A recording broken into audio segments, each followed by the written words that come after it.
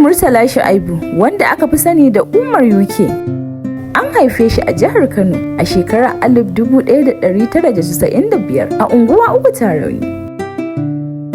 Ya yi makaranta a School of Hygiene da ke Sabuwar Kofa. Ya fara waƙa a shekara ta 2011. Ya yi matuƙar farin cikin kasancewar shi mawaƙi kuma yana alfahari da haka.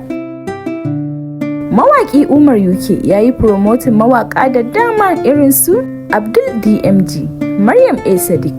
Ya rera waƙoƙi aƙalla sun kai 150, wanda hakan ya sa aka ba shi award a babban birnin tarayya Abuja. Allah ya ƙara ɗaukaka Umar UK. Sunana Shamsiya Shama, ku ci gaba da kasancewa da ni a duniyar taurari daga tashar Shugaba TV. Ku kasance da Shugaba TV domin samun ƙayatattun shirye-shirye.